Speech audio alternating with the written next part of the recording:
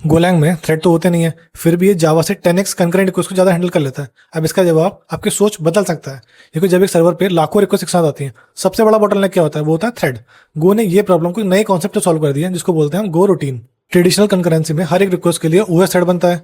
एक OS thread की memory होती है अराउंड 1 MB, वो फिक्स्ड होती है और रिजर्व होती है, चाहे यूज हो या ना हो। 10,000 रिक्वेस्ट का मतलब होगा 10 GB ऑफ रैम।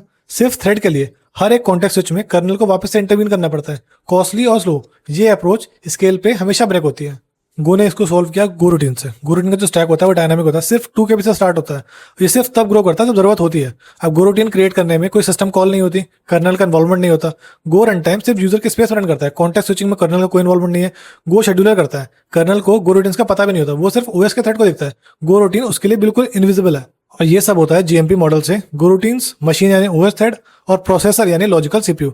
लाखों गो रूटीन सिर्फ कुछ ओएस थ्रेड से मल्टीप्लेक्स होते हैं, तो जब भी कोई गो रूटीन ब्लॉक होता है, गो उस थ्रेड को डिटैच कर देता है, नया स्पिन करता है। बाकी सब ऐसे ही चलते रहते हैं और प्रोग्राम कभी किल नहीं होता। गो रूटीन 2 KB का ही होता है, क्योंकि गो रन टाइम मेमोरी को डायनेमिकली मैनेज करता है। ओएस की तरह फिक्स रेजोल्यूशन नहीं रखता। कर्नल को मिनिमाइज कर दिया, यूजर स्पेस में मैक्सिमम काम किया। अब ये लैंग्वेज का फीचर नहीं है, ये आर्किटेक्चरल डिसीजन है। अब तुम सोच रहे होगे कि चैनल्स क्या होते हैं, गो रूटीन सेफली कैसे कम्युनिकेट करते हैं। तुम मुझे फॉलो कर लो ताकि ये गोलैंग की सीरीज मिस ना हो, और अपने उस दोस्त को शेयर कर दो जिसको गोलैंग सीखने में बिल्कुल भी इंटरेस्ट हो।